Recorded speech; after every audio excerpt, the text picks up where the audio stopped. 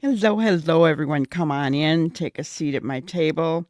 We are going to go over some new information that came out in regards to Brad Simpson's whereabouts the day after Suzanne went missing. Okay. Um, so the affidavit for arrest for Brad Simpson, all of it was unsealed. So we're able to look at it all. Um, But before we do that, I wanted to go through the timeline from Channel 4 in San Antonio because it kind of gives a good overview, and then we'll go through that affidavit. So I'm going to present my screen.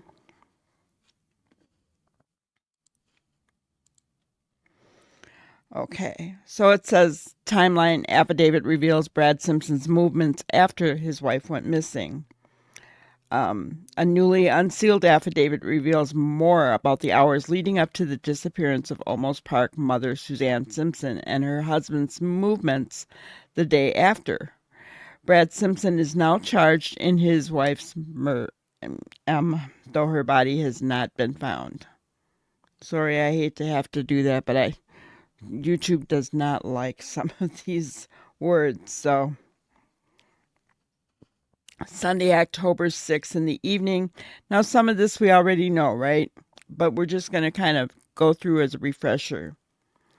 Suzanne Simpson and Brad Simpson attend a party at the Argyle Club in Alamo Heights. Their 5-year-old daughter was also there with them. Witnesses say Brad and Suzanne got into a verbal altercation at the party, and Suzanne left with their daughter around 8:30 p.m. This shows a timeline of where he went through, but I've got the same map. We'll look at it a little bit later. Video surveillance from HEB shows Suzanne and her young daughter visited the store. Authorities believe they went home after. 9:15 to 9:25, Suzanne calls a friend to say she was coming over. Her car is seen on surveillance video arriving at the friend's home at 9:25 p.m. During the drive, Suzanne called her mother, saying Brad had just assaulted her, causing pain to her arm, back, and neck. Investigators learned from Suzanne's cell phone carrier that her service was suspended around the same time by request of the subscriber. They believe Brad Simpson called to do this. This contradicts Brad's original story, which was that Suzanne lost her phone at HEB.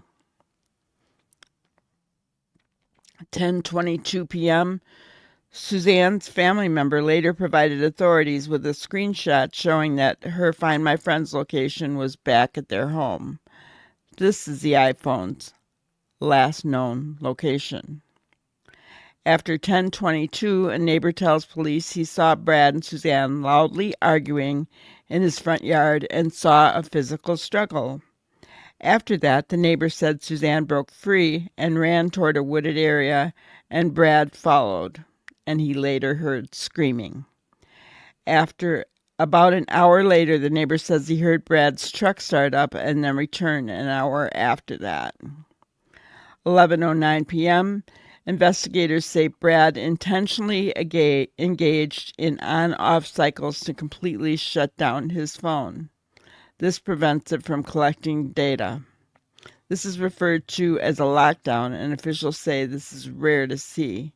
They describe it as something someone would do to avoid detection. Isn't that something, guys? I have never even heard of that. On off, on off. I never heard that.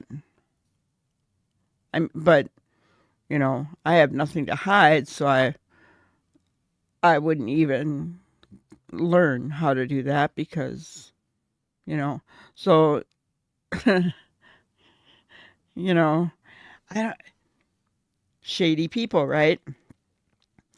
Monday, October 7th at 7:53 a.m. Brad Simpson drops his daughter off at Howard Early Childhood Center.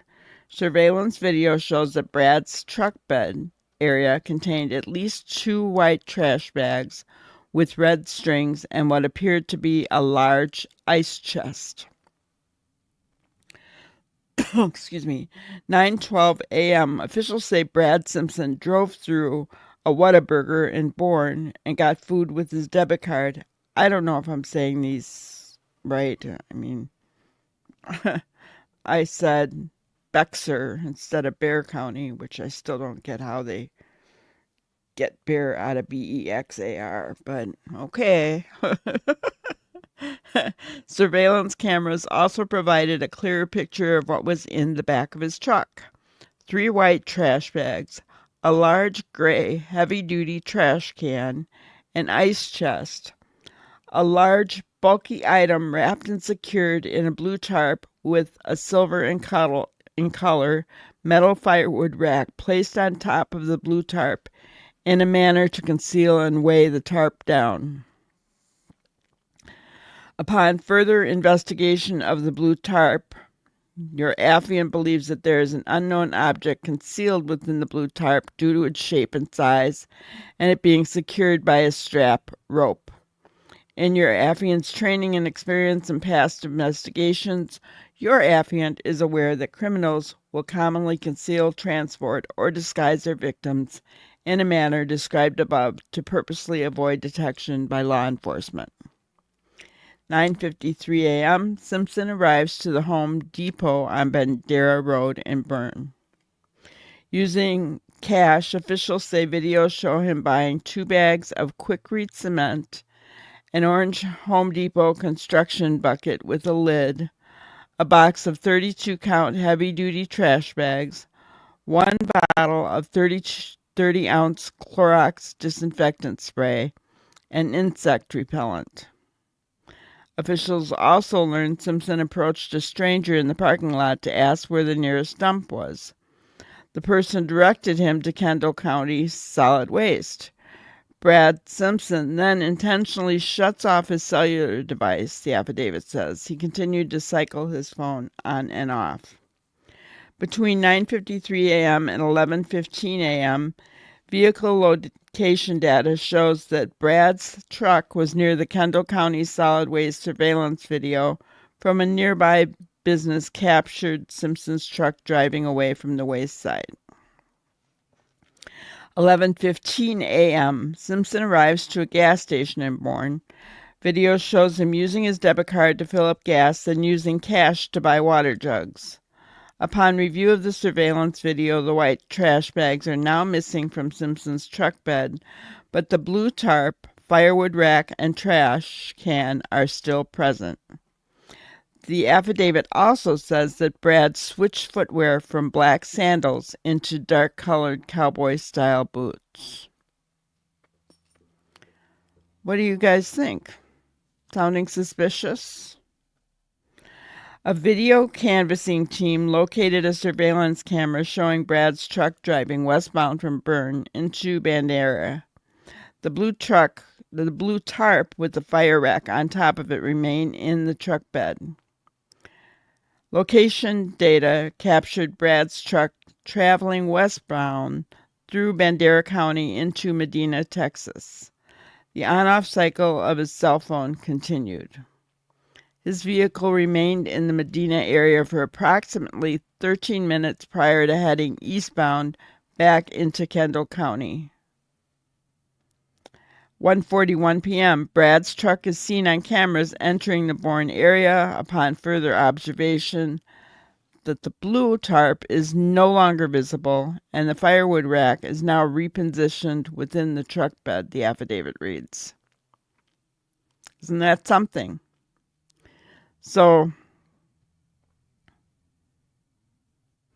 at 11:15, as he's heading into Bandera, the blue tarp was there.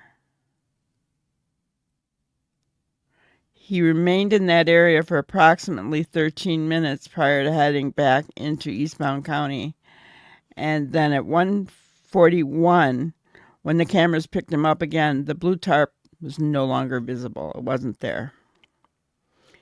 3:27 p.m., Brad Simpson arrives back at Howard Early Childhood Center to pick up his daughter. The truck bed was clear of the blue tarp and the metal firewood rack. The ice chest and the large gray heavy-duty trash can remained. 4:07 p.m., officials say Brad arrived to the bubble bath car wash on San Pedro. Surveillance cameras show him washing and cleaning the driver front side and the rear left passenger side of the passenger compartment. Later, photographs showed dried cement splashes in the rear passenger compartment of the vehicle to include in the truck bed. Another photograph showed a 30-ounce Clorox bottle within the rear passenger compartment of the vehicle. The truck bed contained only the ice chest with no other items that were observed in previous surveillance videos, the affidavit says. 4:35 p.m., Simpson texts James Val Cotter, if you're in Bandera, can you haul ass and meet me at your house? And I don't have much time. Cotter responded, I will be there in 40 minutes. Simpson responded, okay, make sure and leave all that shit into the pump house, especially the gun. 8:31, Cotter texts Simpson, get over here, I won't tell anyone. Tuesday, October 8th, the Bandera County Sheriff's Department contacted Simpson as he was standing by an active fire at a property in that area. 3 cell phones and a laptop were found in that burn pit. Officials believe all 3 phones belonged to Brad. Your affiant's training and experience has taught him that criminals often engage in destruction of evidence in an effort to impair or hinder a criminal investigation. Wednesday, October 9th, officials arrest Brad Simpson and say he did not appear surprised or question why he was being arrested. He tells police Suzanne lost her phone at H-E-B on Sunday. Officials say he appeared unconcerned about his wife being missing. Other information, Brad Simpson had a cell phone on him at the time of his arrest. Officials located 2 notes titled This Next Life and Last Will and Testament. In the notes, Simpson apologizes for physically assaulting Suzanne Simpson one time in August of 2023 and again on 10/6/2024. Officials say these notes were created 10/8/2024. Blood was found in Simpson's truck, but authorities write in the affidavit that blood belonged to Brad. The affidavit says Suzanne told her banker that Brad often took her phone away from her, but told her to tell her children that she lost it. Suzanne also told the banker if she went missing to look for her in a lake. And then that is the affidavit, which we're going to look at next. It's quite a bit, but we are going to go through it. Stop sharing that.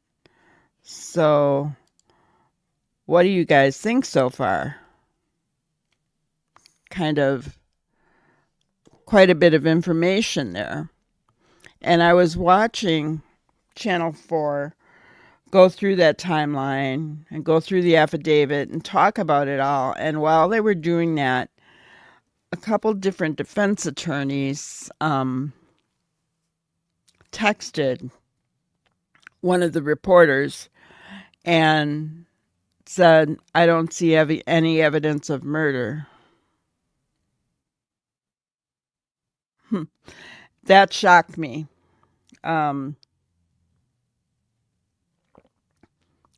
But, I guess you'd have to put the whole thing together. Of course, there's no body, right? And a defense attorney is going to be all over that. Okay. It's obvious from the timeline that officer believed that tarp was Suzanne, right? And I don't know, it's kind of weird. Why did he go to the dump, which they searched? But even after he left the dump, that blue tarp was still there, right? They did mention that all the bodies of water around that area right now are really low, and that, you know, a body would be pretty easily seen, I guess, or pretty easily found. So they don't believe that she is in a body of water, that her remains are in a body of water. Um, I'm trying to think of some of the other things they said without having to play, because it's a like 50 minutes of video. But you guys let me know if you want me to play that video and we discuss it after we go through the affidavit. I mean, I can certainly do that. I am going to pull up the math. So basically what they're saying is that, number one, he dropped his daughter off at the Howard Early Childhood Center. Number two, up here, he went to Whataburger to get something to eat. Number three, he went to Home Depot. He paid cash for those items that he bought at Home Depot, which were kind of sus, right? There was Clorox, and there was what else? My mind went blank just at that. There was Clorox. There was he bought bug spray. He must have known he was going in the woods, right? A can and concrete, Quikrete, a Home Depot 5-gallon bucket with a lid and concrete. Then number four, he went to the Kendall County Solid Waste. Number five, he went to Valero Stripes, and I think that was to get gas, and he bought water there as well. Number six, he went to pick up his daughter at the Howard Early Childhood Center. And number seven, he was seen at the Bubble Bath Car Wash, washing his truck. Isn't that interesting? I find that very interesting. Okay, so I'm going to share my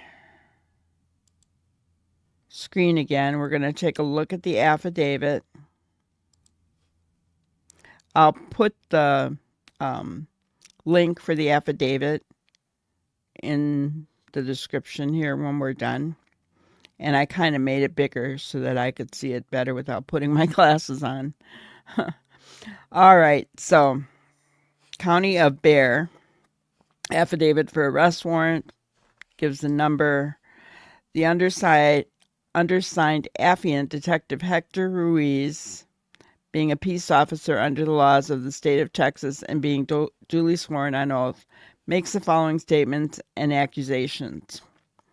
Okay, instead of me saying affiant constantly, I'm going to say I, meaning that it was Detective Hector Ruiz going forward through the affidavits. Just a whole lot easier, okay? So whenever I say I, not meaning me, it's going to mean Detective Hector Ruiz, just so you guys know. A victim in this case has been identified as Suzanne Clark Simpson. Her date of birth has been redacted, hereinafter referred to as a victim. An actor in this case has been identified as Brad Chandler Simpson. His date of birth has been redacted, hereby referred to as the defendant. Okay. It is a belief it is my belief, so whatever, that the offense is right here, murder, was committed on or about the 6th day of October, 2024 in Bexar County, Texas. I believe I have probable cause by reason of the following facts. Being duly sworn in oath, makes the following statements and accusations. I, being a peace officer under the laws of the state of Texas, has been a certified police officer since 1987. Currently assigned as lieutenant for the Olmos Park Police Department in the Criminal Investigations Division. I have over 4,000 recorded training hours with the Texas Commission of Law Enforcement. I have received extensive training and experience in the field of criminal investigation, which includes crimes against people. These criminal investigations include the offenses of assault, aggravated assault, SA, robbery, and M. I have been assisted during this investigation by the Texas Department of Public Safety Texas Rangers Division.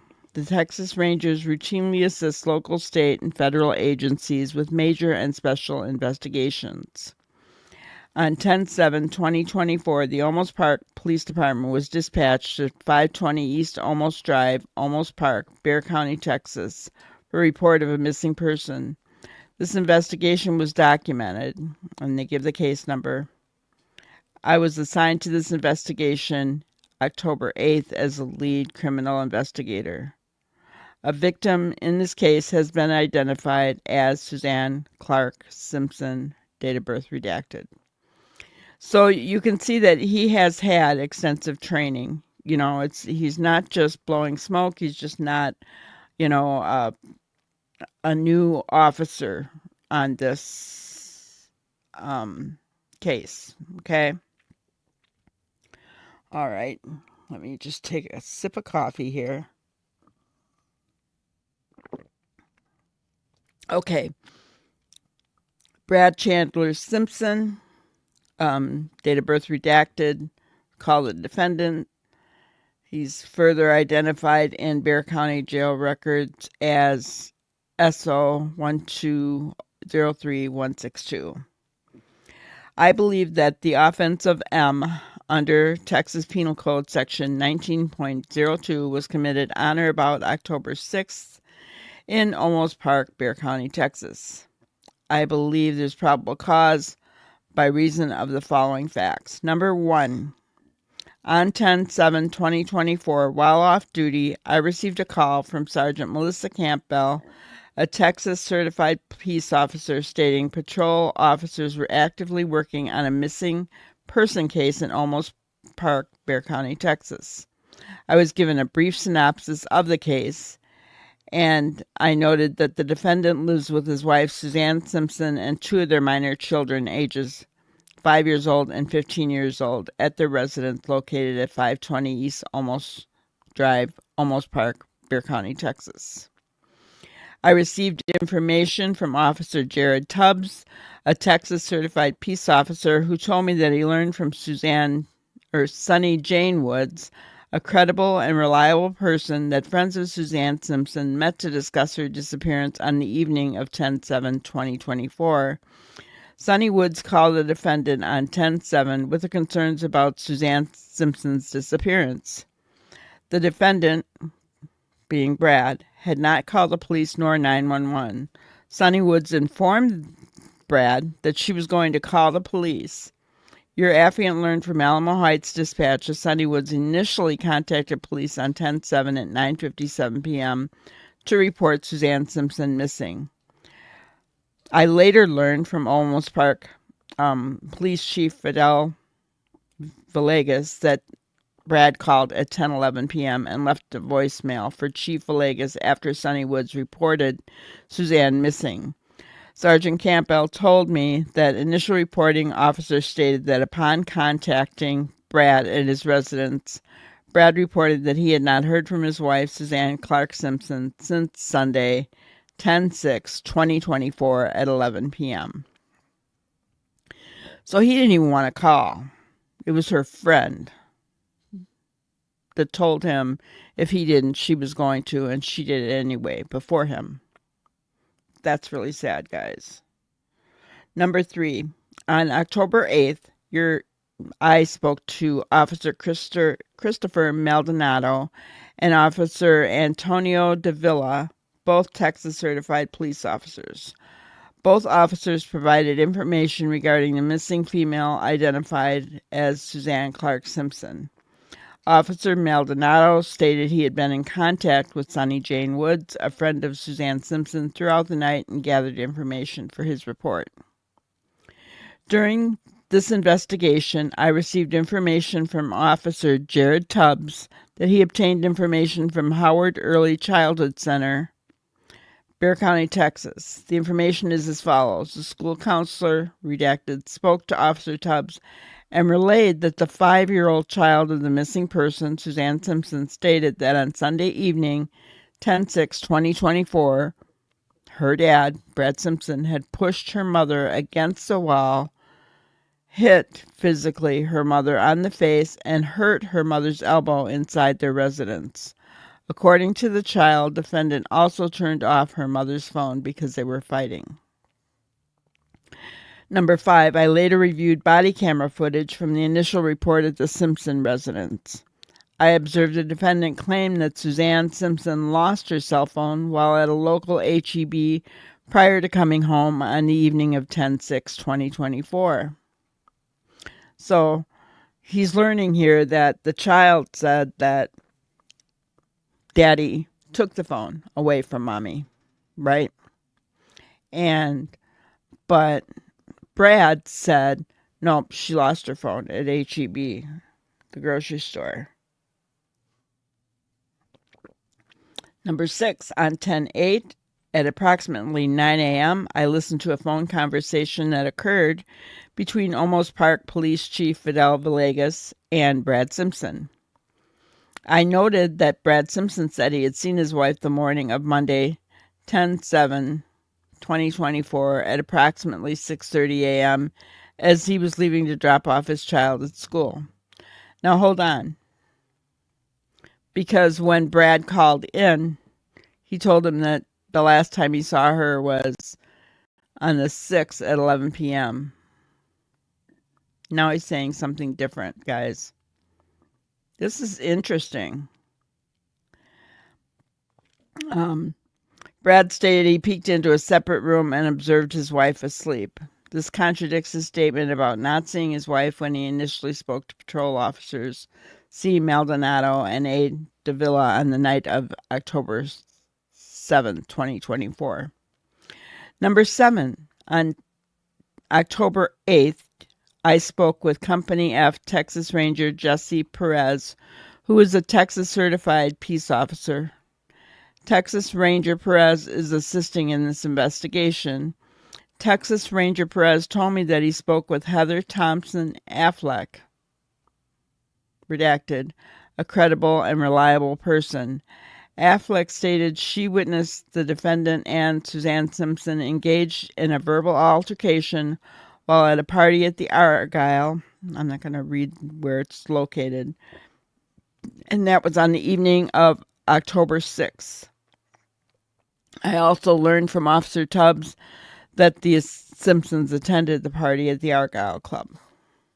Okay. Number 8, through interviews and information obtained from other officers, I determined that on the evening of October 6th, Suzanne Simpson and her 5-year-old daughter left the party at approximately 8:30 p.m. at the Argyle and went to the HEB. They were there from 8:40 to 8:51, according to video surveillance footage from the HEB. I believe that Suzanne Simpson and her daughter arrived at her residence shortly thereafter. Number 9, I learned from Texas Department of Public Safety criminal analysts that upon reviewing the call detail records for Suzanne Simpson's cellular service, they observed the following on 10/6/2024. At 9:15 p.m., Suzanne called family friend Graham Matthews to say she was coming over. Your affiant reviewed a surveillance video from the Alamo Heights Police Department, which shows Suzanne Simpson's vehicle arriving at the Matthews residence at approximately 9:25 p.m. At 9:16 p.m., Suzanne Simpson called her mother, Barbara Clark, to report that Brad had just assaulted her, causing pain to her arm, back, and neck. The duration of the phone call was from 9:16 to 9:24. I later learned from Suzanne Simpson's cell phone carrier that her device was suspended on 10/6/2024 at approximately 9:16 p.m. at the request of the subscriber. A review of the defendant's phone records indicate that Brad Simpson accessed the AT&T application at the same time Suzanne Simpson's service was suspended.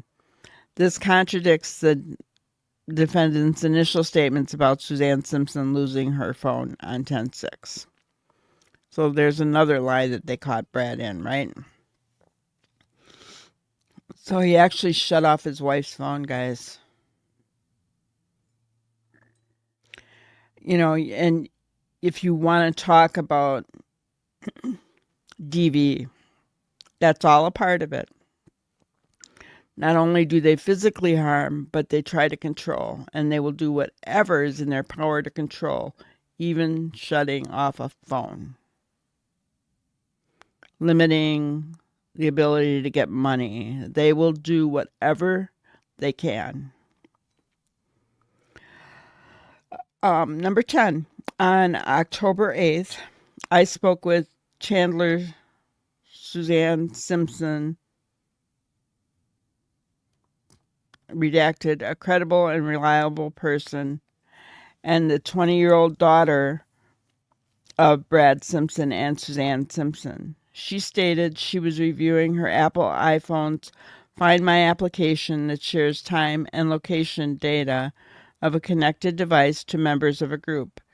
She stated the Simpson family, including her mother, Suzanne Simpson, and Chandler's siblings, use this application and can see each other's phone locations.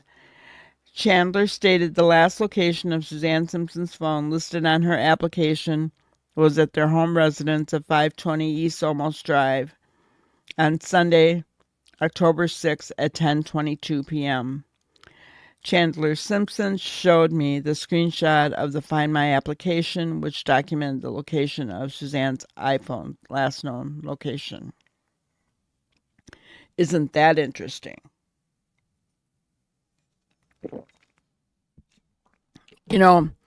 That is a really good idea. This old granny is not up to all that stuff, but that is a really good idea, right? On 10/8, your affiant conducted a non-custodial interview on Albert Bert Hernandez, redacted, directly across the street from the Simpson residence. I determined that Hernandez was found to be credible and reliable. Hernandez stated he witnessed Brad Simpson and Suzanne Simpson loudly arguing after 10 p.m. on Sunday, October 6th, in the front yard of his residence. Hernandez stated that he saw Brad and Suzanne Simpson physically struggling with each other. Hernandez stated Suzanne Simpson broke free from Brad's grasp and ran away from Brad in a westerly direction. Hernandez stated the defendant started running after Suzanne Simpson and was trying to grab her. Hernandez stated he later lost sight of them as they exited his yard. Hernandez stated he went inside the house to get a flashlight and came back outside. And Hernandez told me he later heard screams coming from the wooded area from his home. Hernandez stated that approximately 1 hour later, he heard the defendant's truck start up and depart the area. Hernandez stated he heard the defendant's truck return approximately 1 hour later. And if you go back and look at one of my videos, we actually go on Google Maps and we determine when they went off into the woods,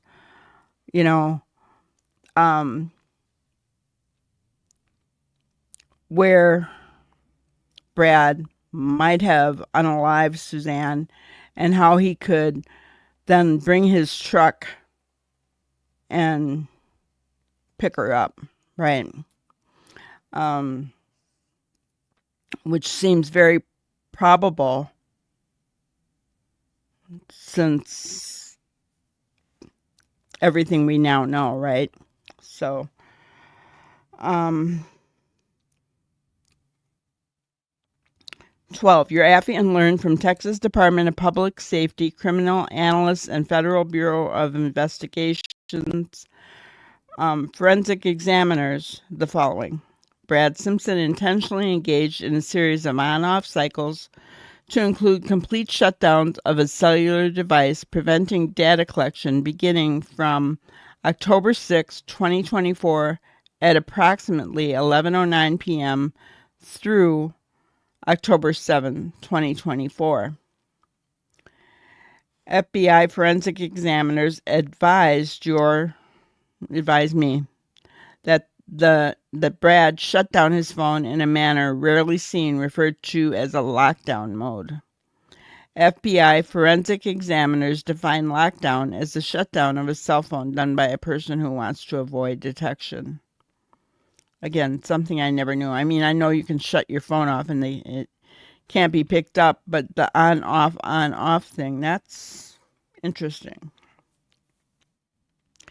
On October 11th, I learned from Texas Ranger Perez that he obtained and reviewed location data from both the defendant's cell phone and vehicle. It's the black 2019 GMC Sierra truck. I noted that this is the same vehicle that Brad Simpson was driving during the time frame that Suzanne Simpson went missing. 15. On the same date of October 11th, I learned from Texas Ranger Perez that he obtained surveillance video from Howard Early Childhood Center.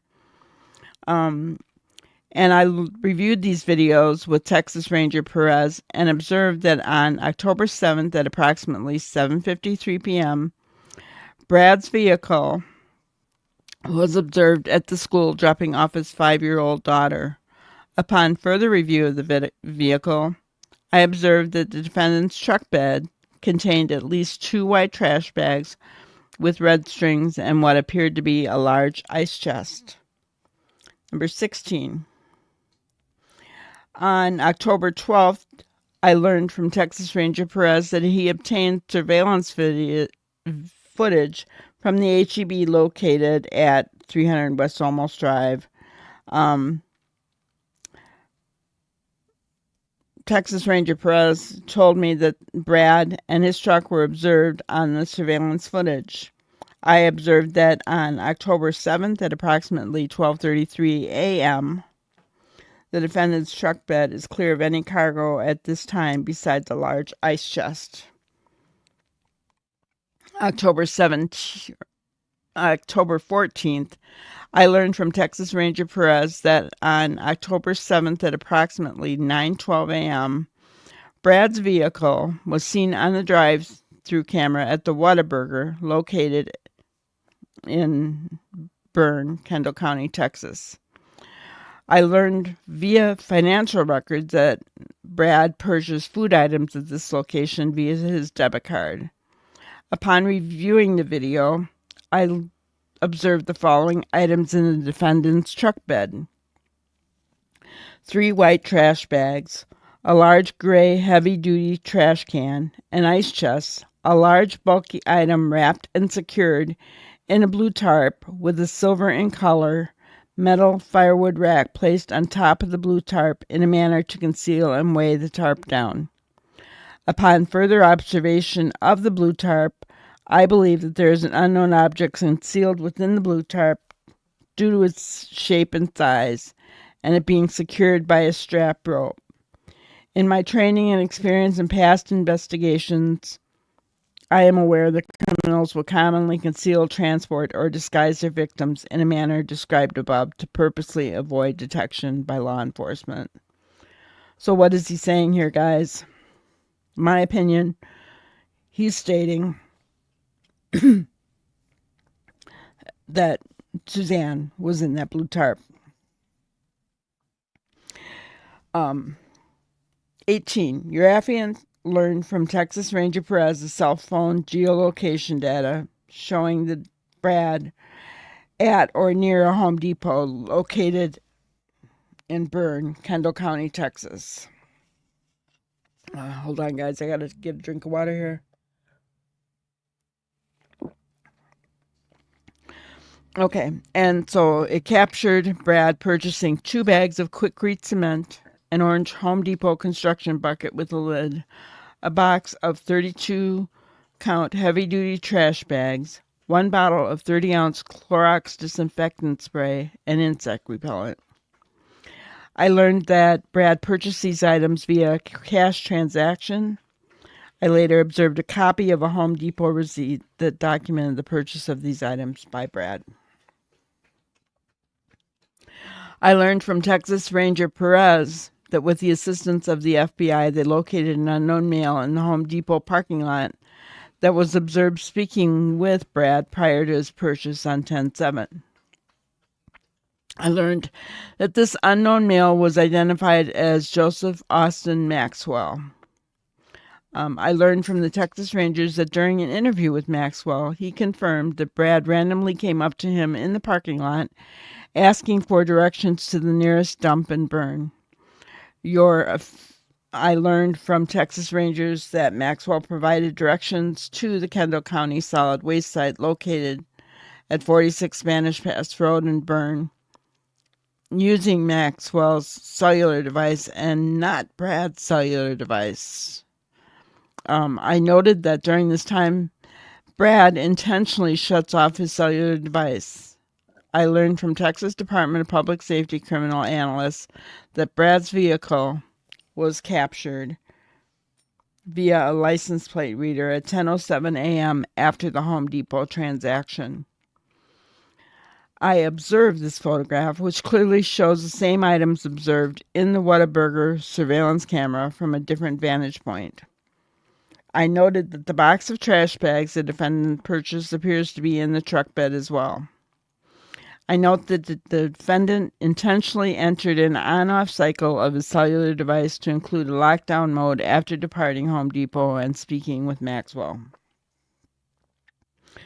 20. I learned from Texas Department of Public Safety criminal analysts that vehicle location data obtained from Brad's vehicle captured his vehicle on 10/7 near the Kendall County solid waste site located at 46 Spanish Pass Road. Hang on, guys. I gotta do something here real quick.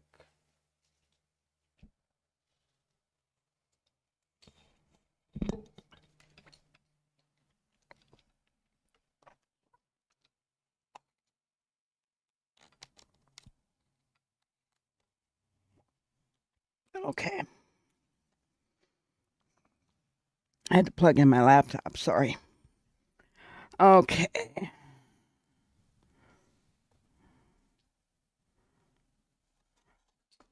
All right, well, I'll start at 20 again. I learned from the Texas Department of Public Safety criminal analysts that vehicle location data obtained from Brad's vehicle captured his vehicle on 10/7 near the Kendall County solid waste site located at 46 Spanish Pass Road, Bern, Kendall County, Texas. I learned that surveillance video from a nearby business in the area of the waste site captured Brad's vehicle driving away from the waste site. 21. I learned from Texas Ranger Perez that Brad's vehicle was later observed at the Valero Stripes gas station located at Johns Road.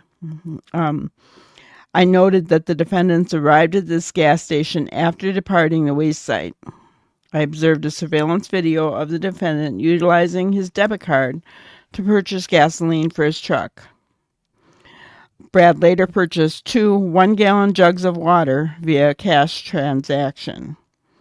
I noted that upon further review of the surveillance video, the white trash bags are now missing from the defendant's truck bed, but the blue tarp, firewood rack, and trash can are still present.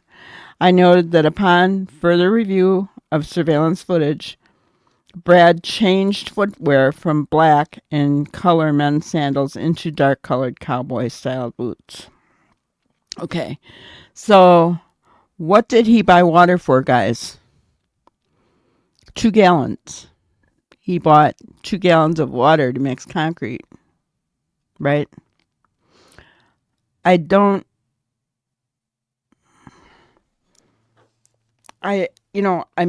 than I'm not sure, I guess, what the concrete would be used for other than to weigh down something, right? But if if she wasn't put in water, I don't understand the purpose of that. But I don't know.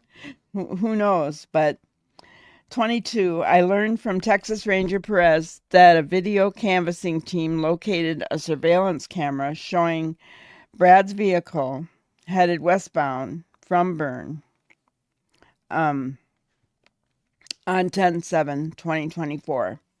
I noted the blue tarp with the fire rack on top of it remains in the defendant's truck bed. 23. I learned from Texas Ranger Perez upon further review of Brad's vehicle, location data captured the defendant traveling westbound through Bandera County and into Medina. I noted that the defendant intentionally entered an on-off cycle of his cellular device while traveling towards Medina. I learned from Texas Ranger Perez that he was told by Company F Texas Ranger Daniel McMillan that he was able to obtain surveillance footage which showed Brad's vehicle in Medina on 10/7. I learned from Texas Ranger Perez that he was advised by Texas Ranger McMillan that Brad's vehicle remained in the Medina, Bandera County, Texas area for approximately 13 minutes prior to heading eastbound back into County, Texas. 24. I learned from the Texas Department of Public Safety criminal analysts that the defendant's vehicle was captured via a license plate reader on 10/7 at 1:41 p.m. entering the Bern, Kendall County, Texas area from Bandera. I noted upon further observation that the blue tarp is no longer visible and the firewood rack is now repositioned within the bed truck. So, what have we learned here? In 22, up here, his truck was heading westbound from Bern with the blue tarp on it. 23, he was traveling toward Medina, Bandera County.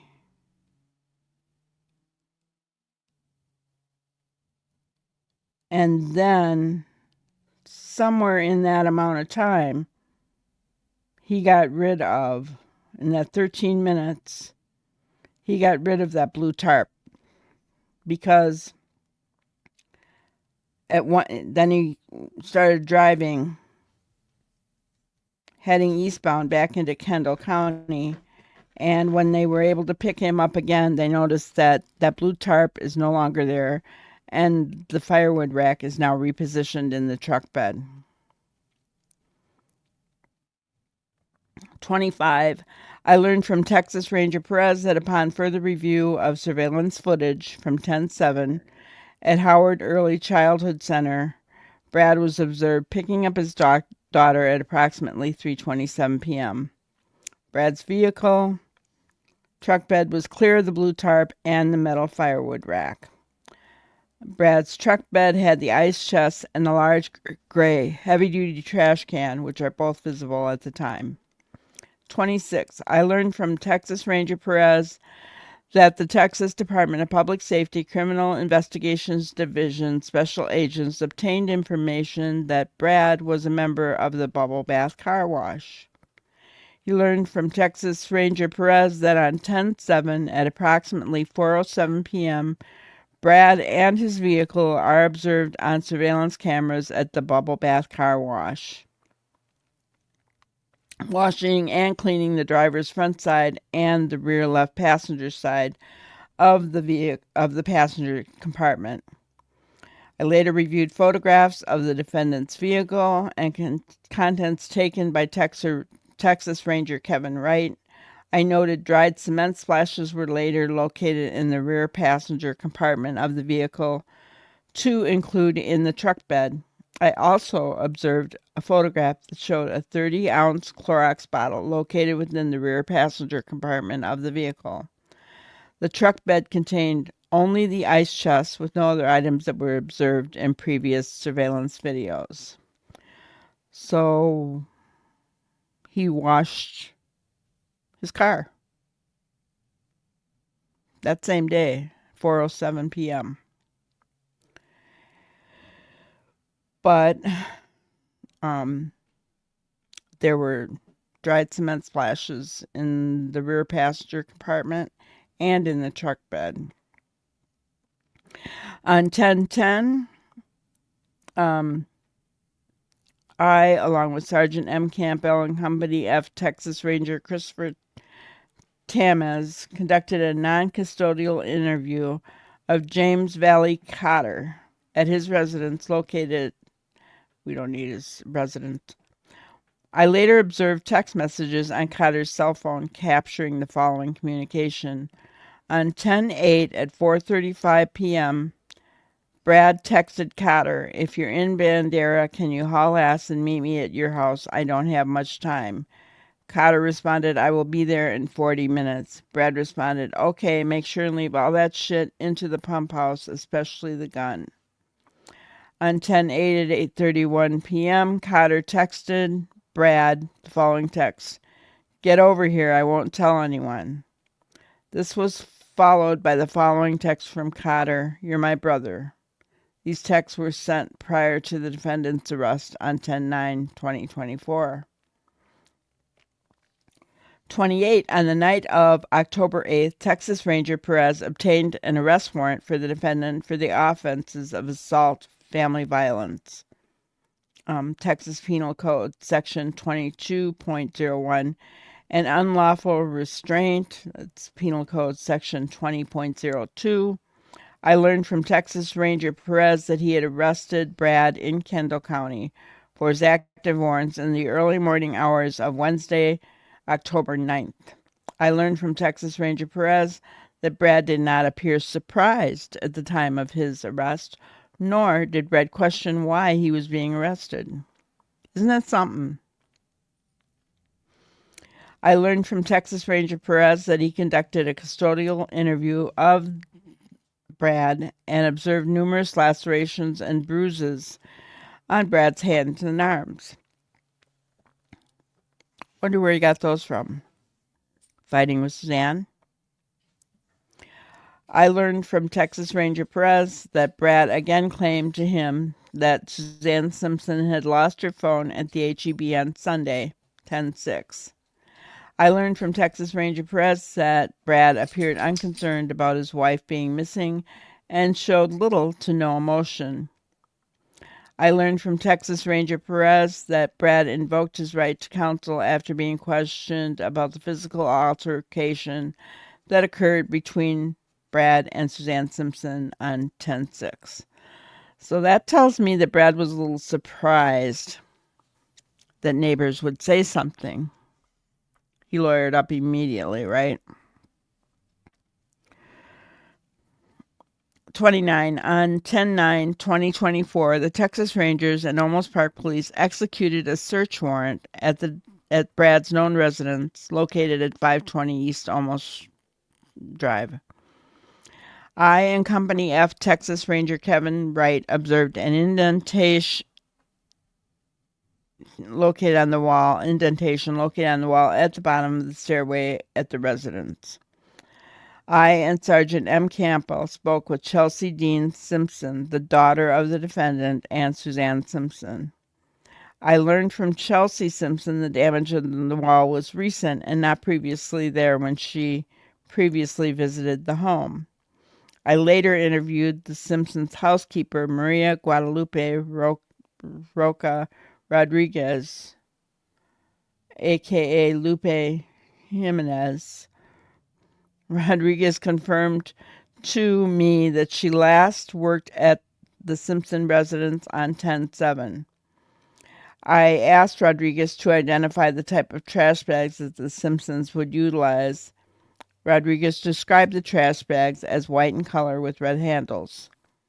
I learned from the Olmos Park Public Works Division the Simpsons utilize trash service through the city and that their normal pickup is Mondays. 30. Later that afternoon, on October 9th, Texas Rangers executed a search warrant at the defendant's properties at 359 Highland Drive, Bandera. I learned from Texas Rangers that they had located a ground-level burn site with a burnt laptop and multiple cellular devices. I noted that on 10/8, a Bandera County Sheriff's Office deputy had contacted Brad at the property while he was standing by the active fire. I later learned from Texas Department of Public Safety criminal analysts that 3 cell phones recovered from the burn pit were identified as belonging to the defendant. My training and experience has taught that criminals often engage in destruction of evidence in an effort to impair or hinder a criminal investigation. 31. I obtained search warrants for call detail records for Brad's cellular service and Suzanne Simpson's cellular service, and a search warrant for Brad's cell phone, iPhone 14 Plus, in his possession at the time of his arrest on October 9th. The Texas Rangers later executed these search warrants pursuant to the search of Brad's cell phone, iPhone 14 Plus. I learned from the Texas Department of Public Safety criminal analysts and FBI forensic examiners that they had located 2 notes within the listed device which were titled This Next Life and Last Will and Testament, apologizing for physically assaulting Suzanne Simpson one time in August of 2023 and again on the previous night, 10/6/2024. I learned that Brad created these notes on October 8th, which was after the alleged assault of Suzanne Simpson on October 6th and prior to his arrest by the Texas Rangers on October 9th. 32. On October 10th, I learned from Texas Ranger Perez that pursuant to a search warrant, the Texas Rangers searched Brad's vehicle, which was identified as a black 2019 GMC Sierra, and I learned that during the vehicle search, Texas Rangers identified stains that tested presumptively positive for blood. I later learned from the Bexar County Criminal Investigation Laboratory the blood evidence belonged to Brad.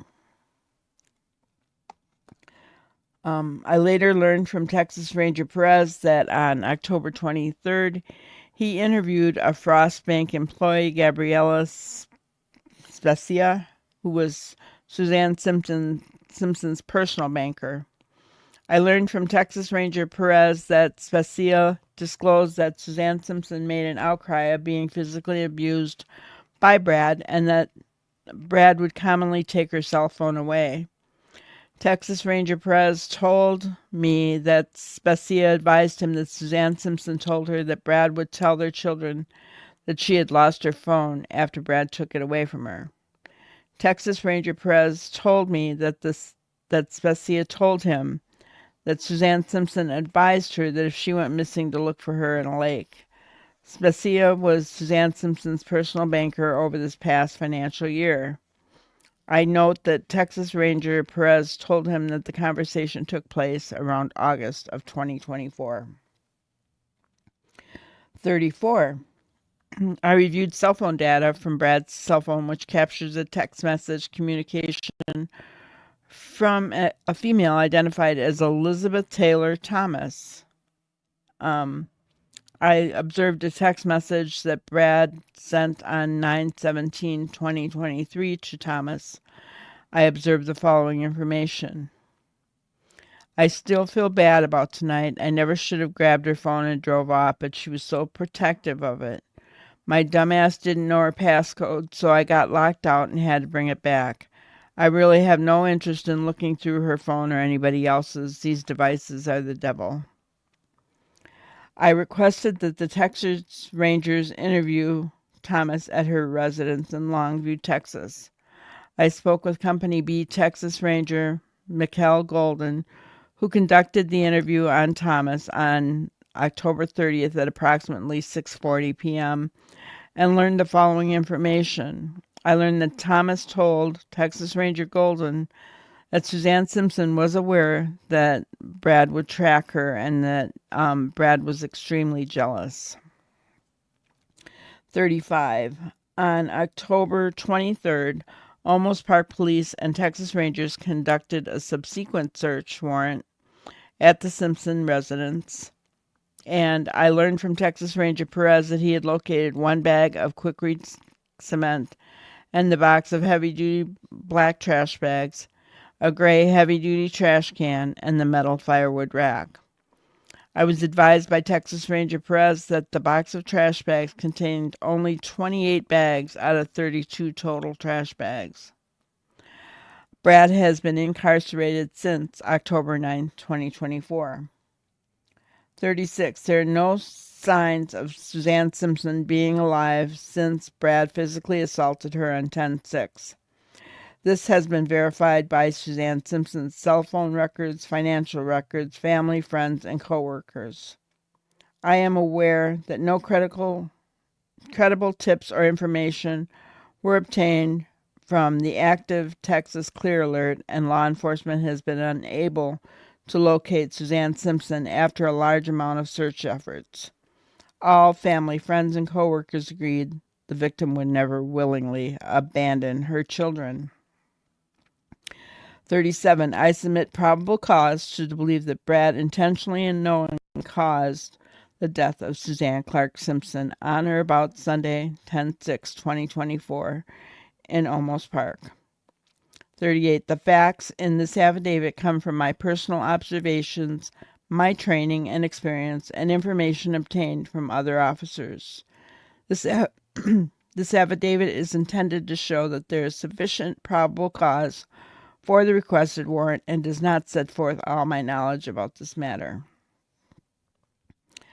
Your affiant has reason to believe and does believe the said defendant, Brad Chandler Simpson, on or about the 6th day of October 2024 in Bexar County, Texas. The person commits an offense if the person intentionally or knowingly causes the death of an individual. And then it's signed by him. Okay? So, here we are, guys. Right? And remember that these affidavits for arrest do not include everything. They never do. They only put enough in there to get what they want. Okay, so they wanted to arrest him, Brad, for M, right? They only put in enough information in order to get that arrest warrant. There's always more information than what they put in there. So, and that was a lot of information, was it not? I mean, and yet, if you watch the news report from Channel 4,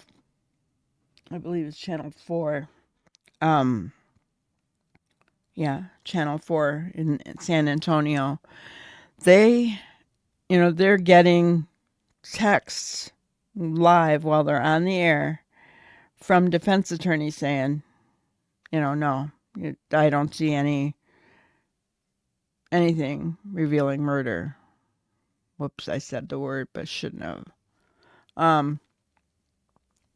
That's interesting, right? Because defense attorneys are going to just tear that all apart. But remember, we don't know everything.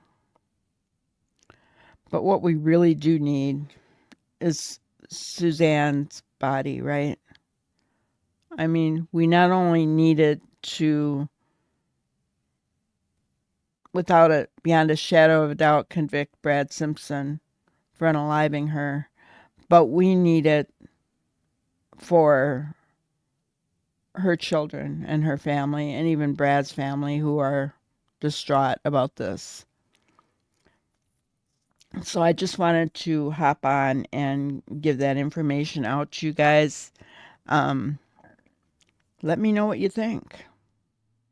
It's really interesting, and I don't, you know, I I'm glad that they have more than what this affidavit shows, but we still need her physical body, don't we?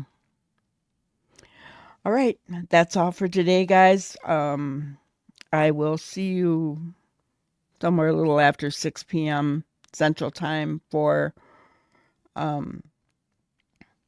our Sebastian Rogers case. Thanks so much, guys. Have a wonderful day. Thank you for watching another episode of Granny's Crime Busters. We really appreciate each and every one of you. Don't forget to subscribe and like and even share the content. You can follow us on any of our other social media platforms at YouTube, Twitter, Instagram, Facebook, and TikTok. We really appreciate you guys, and you can also email us at granniescrimebusters@gmail.com. Thank you so much, and we will see you on the next one. Thanks, guys.